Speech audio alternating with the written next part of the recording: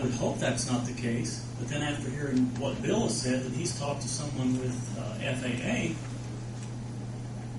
I'm right back to my initial statement. I'm not sure what or who to believe.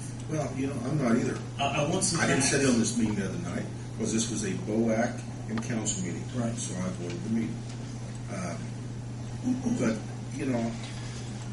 Bill, did I understand you say that what the lady told you today is different than what the BOAC lawyer told you the other night on the same question? I didn't hear anything of this sort from the BOAC. This to me is completely different from what I heard the other day. And I would be glad. I asked her if I could use this in a statement tonight, and she said yes. So I would be glad to give anybody an email address to her name, her phone number, and what she is for program manager. I've met her in person. Do what? I've met her in person. I mean, I'm not going to sit here and tell somebody something different than what I heard on that phone call with her. She's telling me that, the pie in the sky for having to pay a bunch of money back, that's just not true. That if we turn down the grant to expand this airport from here on out, then there probably is a point of no return only because we have applied for a huge grant. We haven't applied for the grant yet. No, we have not. But my issue with it is let's say that environmental comes back and we don't have a say-so. Right now we don't have a say-so. And let's say BOAC says, okay, we're going to go ahead, and I know it's 45 days from the time they get it that they can take verbal, or not verbal, but written things against it or whatever. But let's say they go ahead and apply for the grant. Then once they've applied for the grant, they can get that grant, as long as it passes all the assurances and everything else, as far as I was concerned. I don't want it to get to that point if the majority of the council doesn't want it to get to that point. That's why I wanted to vote. I wanted to vote to see how the majority of the council felt on the matter of either expanding it or letting it go. That was my intent. Gentlemen, and Darryl brought a good point a bit ago. We had the same situation with the TIF board on Lincoln Street, and it amounted more money than what we're talking about here in the airport, the city share.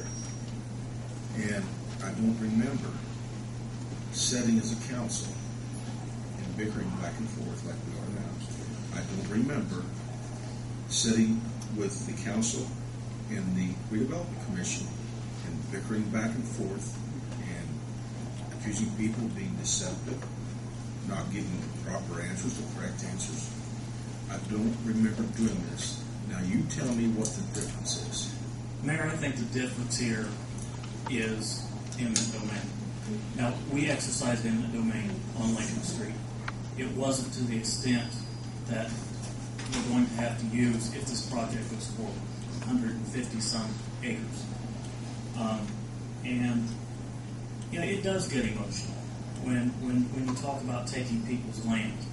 And that's why I've tried to kind of involve the constituents, the taxpayers, and tried to get opinions and comments from them as to which way to go on this.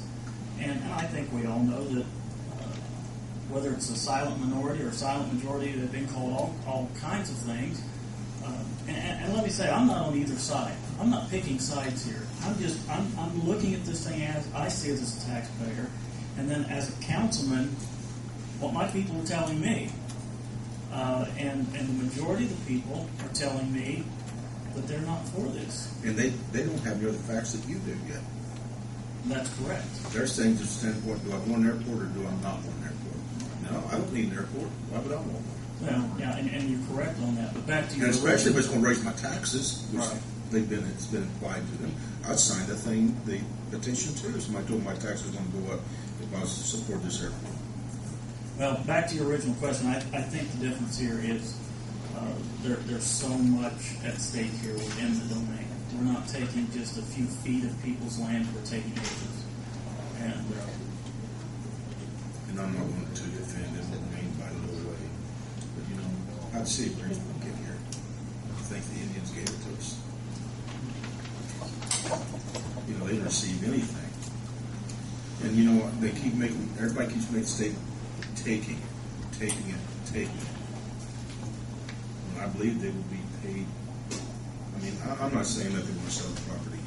I'm saying if the property is acquired, they will be paid well. Right, and I'm not insinuating we're stealing land. I'm just saying and you know, I think there are some of the landowners, if you offered them $10 million an acre, We'll take it. there's a lot of sentimental value there. Absolutely.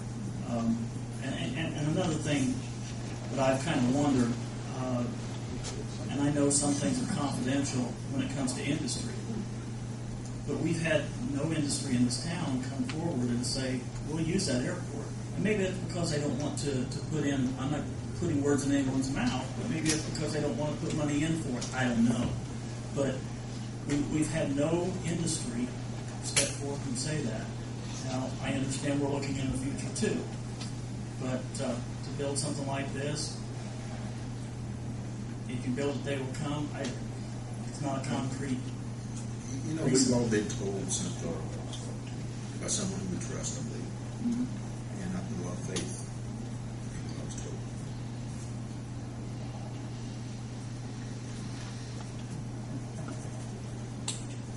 I think Well, you mentioned eminent domain, Daryl, and it's true. It's, you know, we don't like to do that, but we aren't sure if we're expanding, then what's going to be taken and what isn't.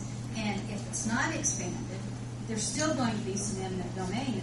But you know, how much? So that's, you know, when you mention eminent domain, that's out there. That's not right. And that's where I come back, Helen, to if we just knew what the options were. And I know it would cost maybe a few $1,000s to come up with something like that, but we're talking about tens of millions of dollars that we're going to spend on this project if it goes forward. Not we, the city of Greensburg, but this is a big project. This is the biggest thing on our plate. Well, I think everyone could agree it wasn't sold very well to the people involved. I wasn't involved with it at the time, but I mean, early on, I just don't think there was any salesmanship. And the reason Honda is not in Newpoint is because they asked around and there weren't enough people willing to sell their land in Newpoint, so they ended up where they are. I mean, around the airport, it doesn't seem like there's a lot of people that really want to sell land. I mean, Lincoln Street, there were several people that were in favor of selling the land. You had some people that were willing to give the city the right of way. And I just think that this has gone down such a bad road at this point that, again, I mean, an independent arbiter that we could all agree on to look at all the facts and present them, like you said, Daryl, with plan A, B, or C, and see which way to go.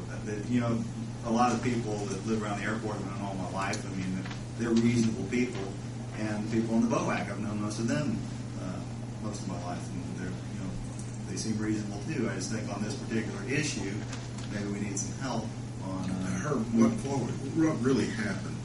There's so much opposition. I won't say the numbers. I don't know the numbers, but I do know there's opposition, and a lot of statements are made in the media. And I think the BOAC took the high road just not to contest and debate every statement and issue. And because they chose that road, they're getting beat up.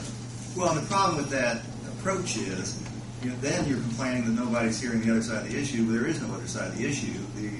The arguments being made in a vacuum. And that's, again, and you could see it at the meeting the other night when I think Jim Pruitt had made a comment, and they said, don't talk to him, don't talk to him. I mean, they're at the point of just absolute loggerheads, and that's why I don't know that we can really move forward effectively at this point under these circumstances, and that's my concern. Well, I think as Daryl mentioned, if he knew what things were going to cost, but he never said to go at, you know, you're saying these figures, but what is it going to cost, and then where are you getting, you know, what if we don't do the expansion, so that we know some definite. But yet some of these things, as they present them, are for certain people, so that they, rather than, as you said, information gets out there.